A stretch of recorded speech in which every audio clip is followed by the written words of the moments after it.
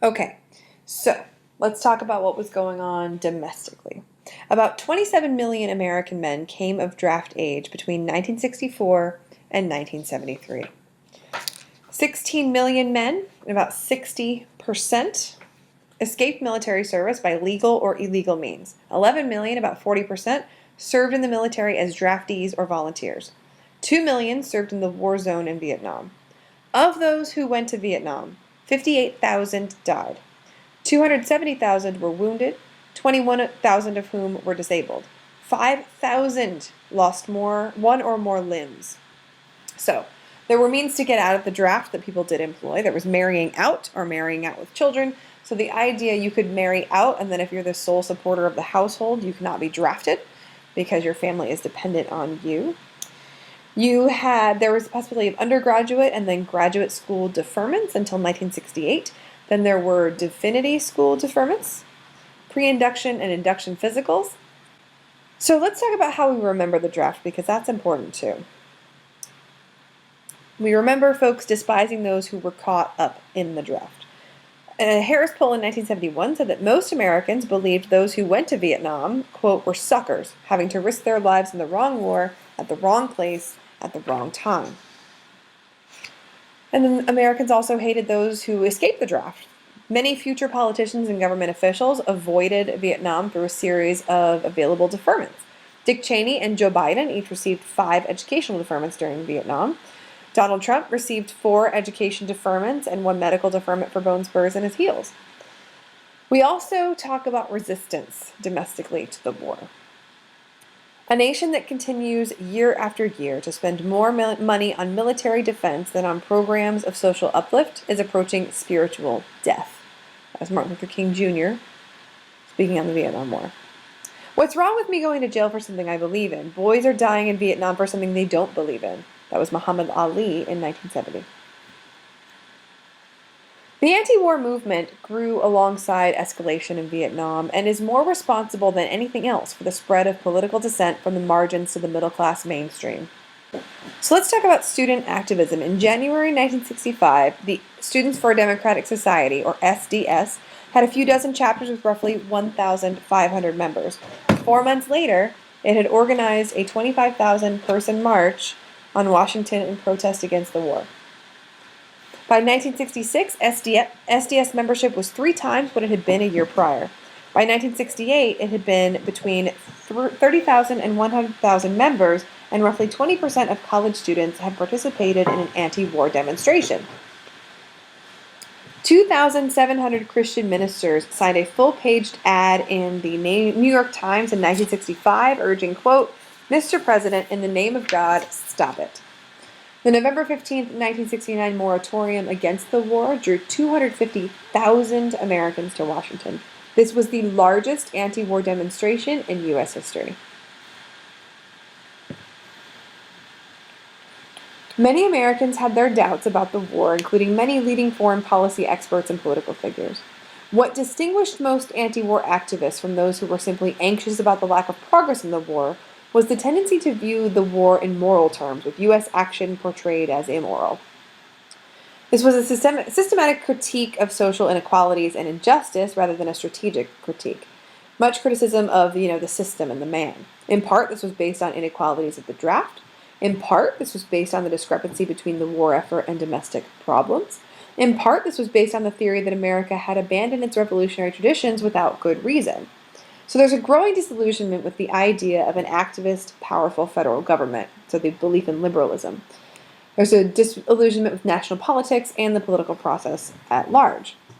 Arguments grew more radical as more reasoned positions failed to halt the escalation and violence. Nonviolence was seen as incapable of halting violence, and teach-ins were replaced with sit-ins and more violent campus activity. Students were at the core of this movement. The state uses violence against peacefully protesting students. In May of 1970, on May 4th, the Ohio National Guardsmen fired 60 shots in 13 seconds into unarmed students, killing 4 and wounding 9 students, including students on their way to class. On May 15, 1970, the police killed 2 and wounded 12 students shooting into a dormitory at Jackson State College in Mississippi. There was a much greater protest everywhere, including state institutions like North Carolina State University, after these shootings. But the most important anti-war group were veterans themselves.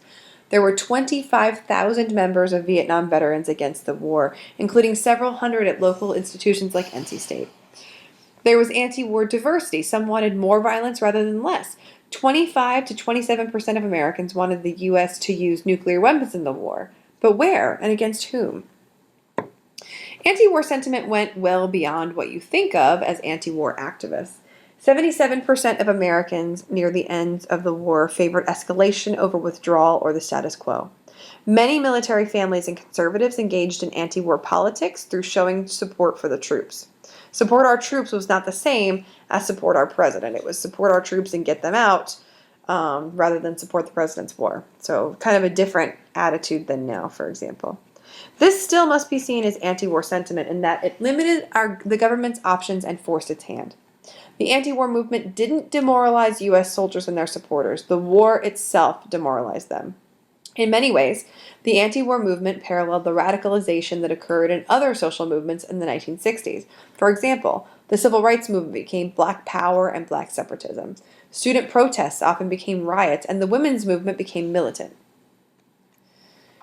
There are lots of casualties in Vietnam. For the Vietnamese, the war began with the French and continued with the Americans and carried on into the 1980s. The chaos unleashed by the war spilled over into Cambodia, where a barbaric, sometime ally of the U.S., the Khmer Rouge, killed perhaps 3 million of a total population of maybe 5 million. Vietnam invaded Cambodia to stop the Khmer Rouge. China invaded Vietnam. There were continuing injuries due to mines, unexploded artillery shells, and bombs that sometimes still occur today. In 1995, the Vietnamese government reported about 1 million Vietnamese soldiers on both sides were killed. About 4 million civilians on both sides were killed. There are no figures for wounded Vietnamese.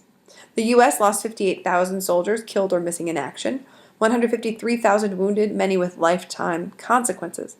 American allies in the war also lost thousands of men. South Korea lost about 5,000. Australia had 500 killed, and unknown numbers of Canadians crossed the border to volunteer for the U.S. Army. Approximately 56 Canadians died fighting for the U.S. There are also missing in action, folks. Vietnam reported 200,000 soldiers missing in action, meaning killed most likely. The U.S. reported 2,300 men missing in action. Some Americans came to believe that some of these men were actually secretly being held prisoner by North Vietnam. There's no evidence for this. And so the war is still causing them pain. There are also lost opportunities as a result of the Vietnam War. Much of the Third World turned against the U.S. due to its destruction of Vietnam and the obvious fact that it was a war of national liberation fought by people who happened to be communists.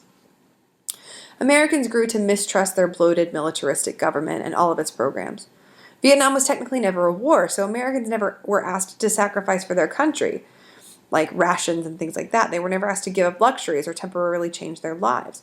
War instead became a part of everyday life. This had its own costs, a huge looming issue that people pretended did not exist, where world war had dominated all aspects of life temporarily. This kind of dishonesty offended Americans. People, especially baby boomers, lost faith in the power of their government to move out of politics or came to hate the government. The Vietnam War is prosecuted by 2 Republican and 2 Democratic administrations, and they all miss opportunities.